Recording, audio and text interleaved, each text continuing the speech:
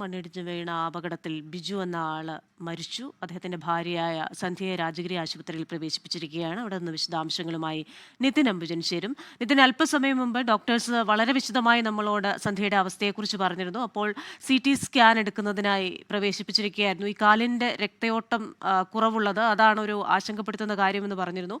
ആ CT scan പൂർത്തിയായോ? പുതിയ വിവരങ്ങൾ എന്തൊക്കെയാണ്?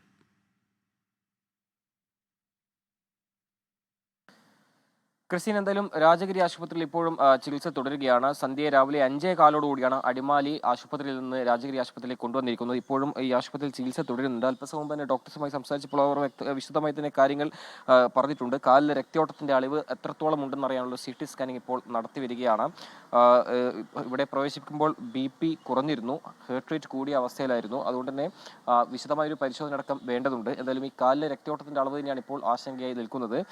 കാലിൽ പൾസ് കിട്ടുന്നില്ല എന്നാണ് ഡോക്ടർ വ്യക്തമാക്കിയത്. രക്തക്കുഴലിന് പൊട്ടൽ സംഭവിച്ചേക്കാം, അതുകൊണ്ട് തന്നെ ശസ്ത്രക്രിയ വേണ്ടി വന്നേക്കും. അതുകൊണ്ട് ആ ഒരു ചികിത്സ ഇപ്പോൾ നടത്തി വരികയാണ്. പരിശോധന അടക്കം നടക്കേണ്ടതുണ്ട് കൃത്യമായ, അതിപ്പോൾ നടത്തി വരികയാണ്. പ്രാഥമികമായി നടത്തിയ പരിശോധനയ്ക്ക് ശേഷമാണ് ഡോക്ടേഴ്സ് ഇക്കാര്യങ്ങളൊക്കെ വ്യക്തമാക്കിയിരിക്കുന്നത്.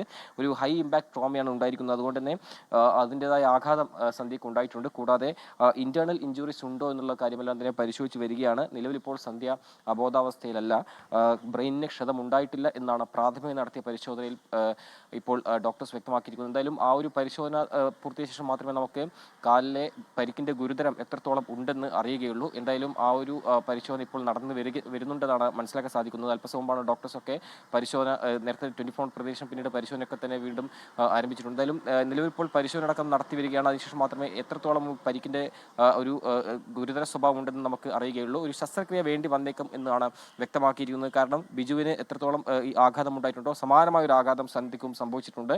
പക്ഷേ ഒരു ആശ്വാസകരമായ ഒരു കാര്യം, അരയ്ക്ക് താഴെ ആണ് ഈ പരിക്കുണ്ടായിരിക്കുന്നത്. അരയ്ക്ക് മുകളിൽ ചെസ്റ്റിനോ അല്ലെങ്കിൽ ശ്വാസകോശവുമായി ബന്ധപ്പെട്ട ഒരു പരിക്കുകളോ നിലവിൽ ഉണ്ടായിട്ടില്ല എന്നാണ് ഈ ഒരു പ്രാഥമികമായി നടത്തിയ പരിശോധനയിൽ അറിയാൻ സാധിക്കുന്നത്. കാലിലെ പരിക്ക് തന്നെയാണ് ഇപ്പോൾ ആശങ്കയിൽ നിലനിൽക്കുന്നത്. ഒരു ശസ്ത്രക്രിയ എപ്പോൾ അല്ലെങ്കിൽ വേണ്ടി വരുന്ന ഒരു സാഹചര്യം എപ്പോൾ ഉണ്ടാകും തുടങ്ങിയ കാര്യങ്ങളൊക്കെ തന്നെ ഈ പരിശോധന ശേഷം മാത്രമേ വ്യക്തമാവുകയുള്ളൂ. ഒരു 7 മണിക്കൂർ നിർണായകമാണ്. സ്വാഭാവികമായിട്ടും ആ ഒരു ഈ രക്തക്കുഴലിൽ പൊട്ടൽ സംഭവിച്ചിട്ടുണ്ടെങ്കിൽ ഒരു 7 മണിക്കൂറിനകം തന്നെ ഈ ശസ്ത്രക്രിയ നടത്തേണ്ടതുണ്ട്. ഇപ്പോൾ രക്തക്കുഴലിന്റെ ഒരു അവസ്ഥ എങ്ങനെയാണ് തുടങ്ങിയ കാര്യങ്ങളൊക്കെ അറിയാനുള്ളൊരു CT സ്കാനിങ് നടന്നു വരുന്നുണ്ടെന്നാണ് ഇപ്പോൾ രാജഗിരിയിലെ ഡോക്ടേഴ്സ് അടക്കം വ്യക്തമാക്കുന്നത്. നിലവിൽ ഇപ്പോൾ ഈ അത്യാഹിത വിഭാഗത്തിൽ പ്രവേശിപ്പിച്ചിട്ടുണ്ട്. അവിടെ ഇപ്പോൾ പരിശോധന അടക്കം ഇപ്പോൾ നടന്നു വരികയാണ്. അല്പസമയത്തിനും തന്നെ പരിശോധന പൂർത്തിയായി തുടർ നടപടിയിലേക്ക് കടക്കുമെന്നാണ് നമുക്ക് അറിയാൻ സാധിക്കുന്നത്.